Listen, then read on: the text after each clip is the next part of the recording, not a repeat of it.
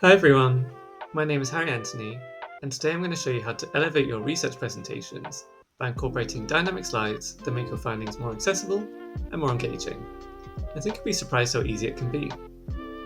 If you want to follow along with this tutorial, you can download the slides I used today from my Medium blog post, which is in the description below. To make our dynamic slides, I'm going to show you how to move objects between slides. To do this, let's get our object. So click on the Insert tab, and then click on 3D Models. Here we can find pre-made 3D models made by Microsoft. And these are really nice tools that you can use in our presentation. So select a magnifying glass like I do here. We can rotate this 3D model like this. Now I'm going to show you how to move the magnifying glass between slides. So firstly, we want to duplicate the slide like this. Then move the magnifying glass to the desired position. We can change the size, and we can also rotate the object. After that, click on the Transitions tab, and then click on the Morph transition. This is the key tool which allows you to move the object from one slide to another. And it looks something like this. So great, we can do the same again. So firstly, duplicate the slide, and then move the magnifying glass to the desired position, size and rotation, and remember to click the Morph transition. Let's see how this looks.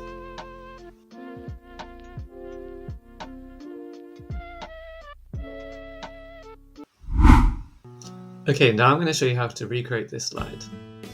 The idea behind this slide is to show where my different methods were applied in my network.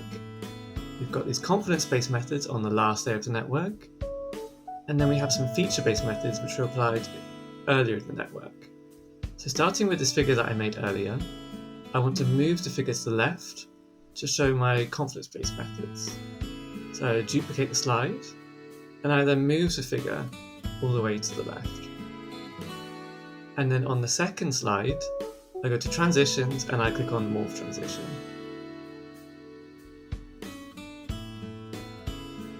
I then added in some text. However, I want to list all the methods I used in my paper, but there's simply not enough room to list all the methods. So I'm going to add in another transition where I'm going to make more room in the slide. So firstly, duplicate the slide. Then I'm going to move the title off of the PowerPoint. However, I'm not going to delete it, because if you delete it, then you no longer get the transition. Then I'm going to move the figure and the text to the top of the slide.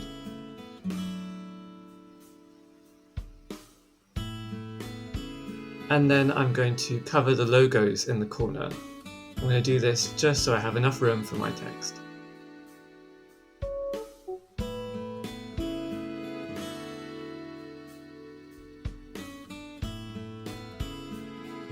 And then finally, I'm going to copy in the rest of my methods. So perfect. And finally, we're going to add in a transition. So go to Transitions and then Morph Transition.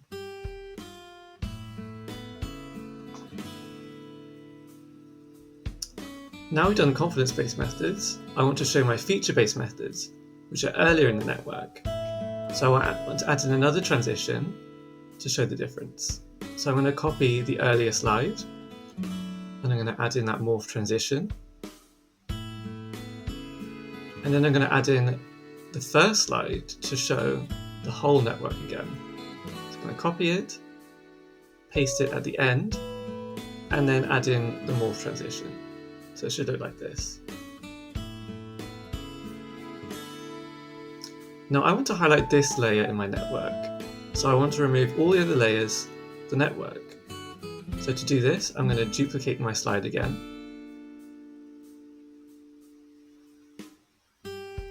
Then I'm going to move the other layers out of the PowerPoint slide. So these go to the left, and these go to the right. Then I'm going to make this layer a little bit bigger. I'm going to move it to the side slightly. And finally, I'm going to add in my text.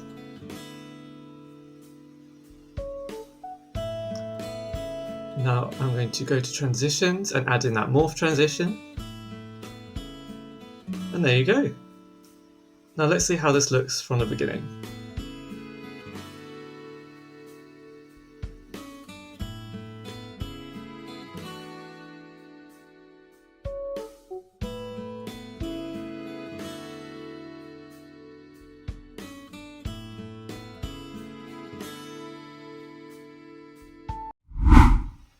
Finally, I'm going to show you how to recreate this slide. The purpose of this slide is to zoom into the image so we can point to a particular area of the image. So I'm going to show you how to zoom into this heat map here. So firstly, we go to the Insert tab, and then we go to 3D Models. Here we get the magnifying glass object that I showed you earlier. As before, we can rotate the magnifying glass how we like. Now for the first slide, I'm going to put the magnifying glass outside of the slide, so it's no longer visible. The reason I do this is I want a transition of the magnifying glass coming into the slide. So once that's done, I then duplicate this slide.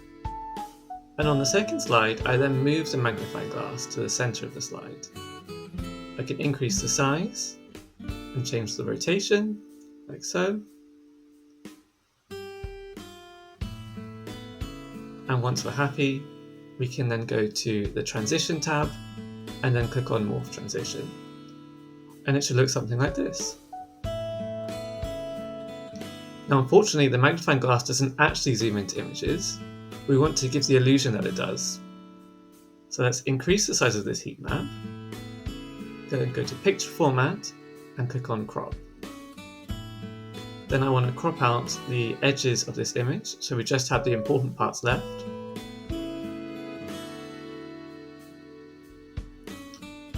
Once we're happy, we can crop the image, and then go to the frames and click on the metal oval frame, like this. The reason we picked this frame is because it looks like the top of the magnifying glass, like so. We then put this in front of the magnifying glass, and then move the magnifying glass like so.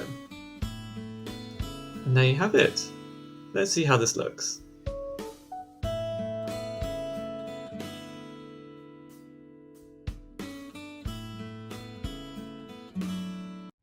Thank you for listening. Please email me if you have any questions, and please follow me on my social media to find out more about my research.